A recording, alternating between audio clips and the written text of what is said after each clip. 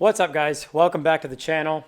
In today's video, I am continuing on the 1959 Volkswagen Beetle pan that's going under the 1960 Auto Union 1000 SP. What I was planning on doing next was continuing to cut what's left of the floors out of the body, including anything that needs to go in order to set it down over the pan in order to build body mounts, which includes what's left of the inner wheel wells here. As you can see, I've taken the fronts out, rear firewall, floors, rocker panels in here. Overall plan is parts availability, with it being Volkswagen Beetle, and hot rodded 1000 SP. So we're covering both of those in this project. So what's happening now is, as I set this down, I haven't been able to go as far down to the floor pans as I need to. With the rear suspension at full droop, I can't fit the body down over the pan when I've got the wheels and tires on it. Before I cut all of this out,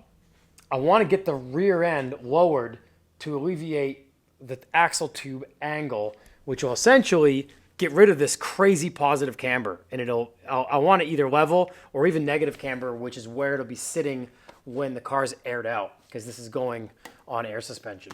What I wanted to do, and like I said, I wanted to be cutting the body out, but in today's video, I'm going to be re-indexing my spring plates to basically lower the pan down. But before I re-index these spring plates and put the stock ones back in, I have a set of 5-inch drop plates I got from my good friend Kyle Golding. So I wasn't planning on putting these in now. I need to do some fabrication in the rear to put it on air suspension, and I figured I would install this when I cross that bridge. But now that I'm taking the spring plates out to essentially re-index them to lower the rear end down, I'm wondering if I might as well just put the drop plates in. I've got everything kind of sprayed down, because this Beetle sat out in the woods of South Carolina for decades. I'm going to get everything apart and get the spring plates off, and then just kind of mock up the drop plates, and then decide if I'm going to just re-index the stock plate back on or put the drop plates in.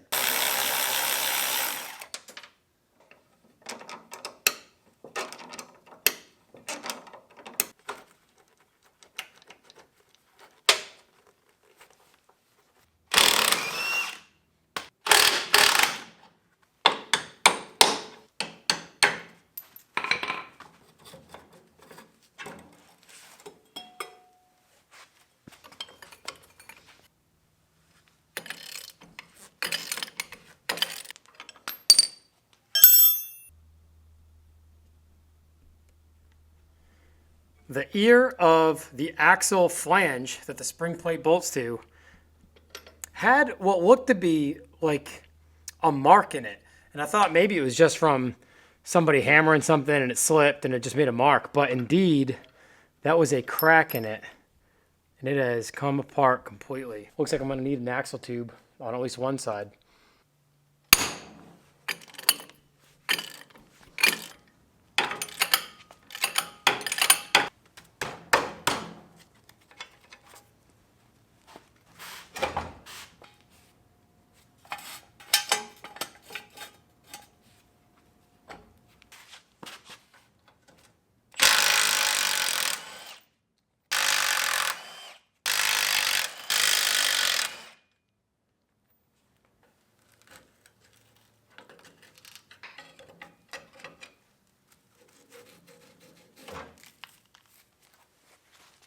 All right, well, there's many more videos on YouTube on how-tos, like in-depth how-tos on how to remove these spring plates and realign them to lower your Beetle. This isn't really a tutorial on how to do that. Again, this is just the next step in what I need to do to get this whole nonsense done.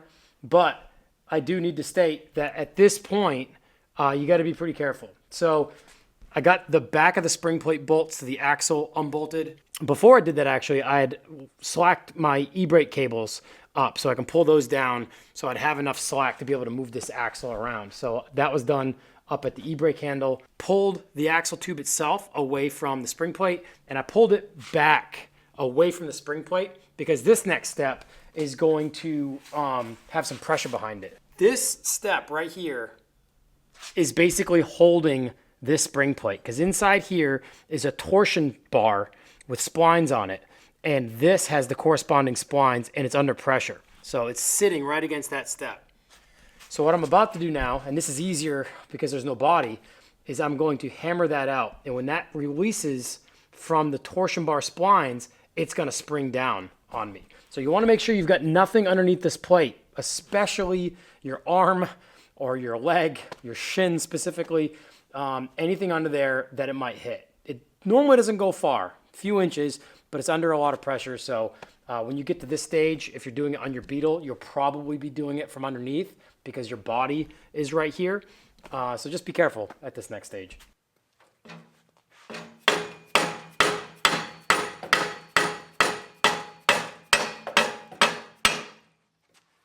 All right, so that was kind of anticlimactic, but what's happening is I really wanted the plate and cap to come off the splines on the outer splines of the torsion tube. But I think what's happening, just by feeling how it's coming out, it's stuck on these splines, and the splines on the inner part of the torsion bar are coming out. So if I was just lowering the car with these plates, I could just re-index this whole thing and put it back in. But essentially I want to put the drop plates in, which means they have to free up from this spline. So might have to pull the whole thing out. What I'm going to do now, though, before I go any farther, is scribe where this plate is to basically signify where it is stock. So if the plate doesn't come apart from this torsion spline on the outside, I'll know where to re-index it to lower it or to put it back to stock from the inside splines. So this will make sure I don't lose my spot, because if I want to lower it with this plate, if you were just lowering your Volkswagen Beetle without drop plates, you can pull this off and re-index it a couple of splines, put it back on, and you get an immediate drop. I think most guys go 2 splines. That gets you a few inches of drop. The drop plates do all of that for you, so you don't have to mess with any of your torsion settings.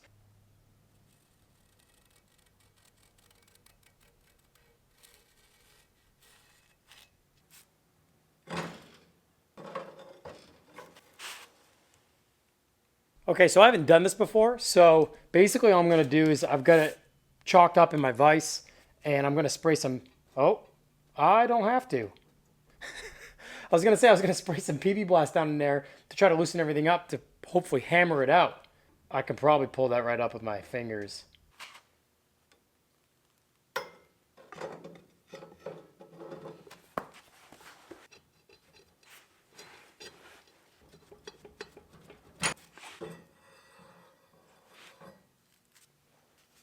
All right, so I was able to get the spring plate off. So I've got the torsion bar back in and locked in on the inside. And before I get the drop plate in, I wanted to show you guys the difference in the two of these things.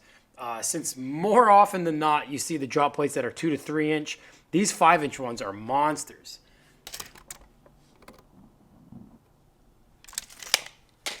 Immediate 5-inch drop. So what I'm gonna do is I'm gonna put this in at the factory location, because this obviously gives me my 5-inch drop. I won't have to re-index the splines at all. But on the outside here, it's actually got an adjuster. It's got an Allen head on this bolt, and it'll push and basically be able to lift the car. I'm not sure how I'm going to build the lower control arm yet that'll basically carry the airbag.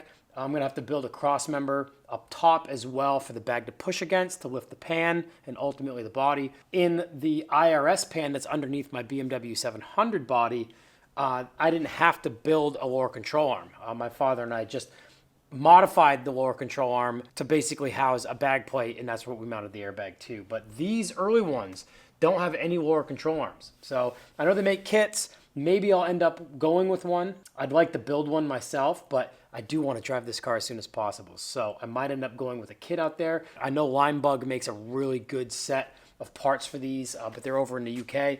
If you have a favorite set for a SwingArm Beetle, leave them in the comments below. I know a few people that make some really good kits, but I'm going to cross that bridge here probably pretty soon, since I'm going to bag the pan before I start mating the body, more than likely.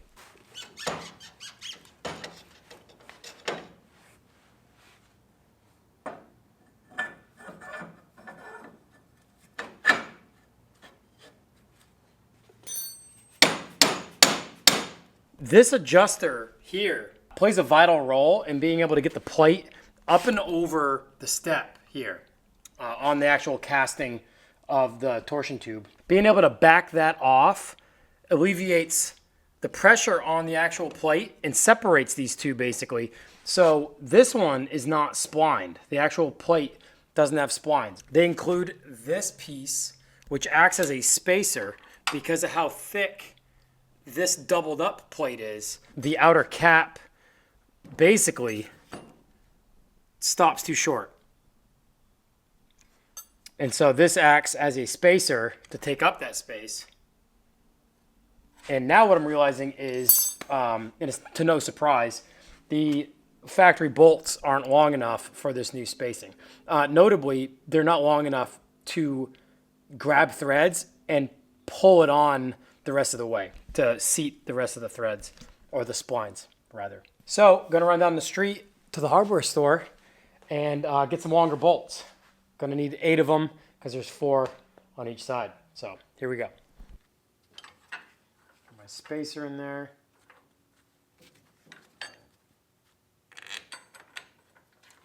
Oh, plenty long enough. Probably too long.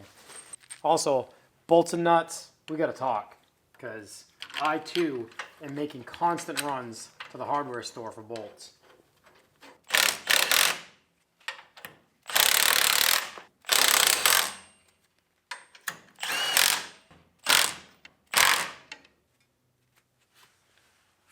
All right, well, I got the spring plate on, all the bolts torqued down. All I got to do now is tighten this adjuster bolt to line these two back up and get my axle in. And already just trying to move the axle into position, this boot has disintegrated, and all the diff fluid that runs down the axle tube to service the wheel bearings is running out the axle tube. Basically, the diff fluid in the transmission runs down these axle tubes and lubricates the wheel bearings. So a lot of guys that run around in these old SwingArm Beetles, static low, with the axles all the way up, the diff fluid can't run up the axle tube to lubricate the wheel bearing, so they run a cartridge sealed bearing.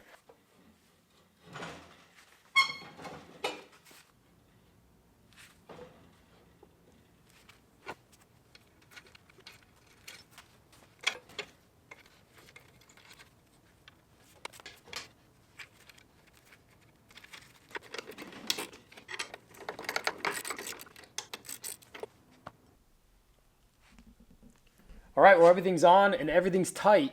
I even got this set screw tightened up to level the plates out, and it felt like it was raising the pan, which it should be doing because it's putting more pressure on the torsion bar, which would be lifting the car. This hole here is obviously for the park brake cable. I didn't run that through because I'm going to redo all of that anyway at some point, so I didn't feel like pulling that all apart and getting the drum off and all of that. So that's kind of tucked up under there. But what's really crazy is the view from the back, because I haven't done the driver's side yet, is almost symmetrically mirrored to how high up the passenger axle tube is now. It's almost on the same plane, which is so crazy. That plate gets you an immediate 5-inch drop, and it probably gives you more with the adjustment of the set screw and the weight of the car once it's all together and on the ground.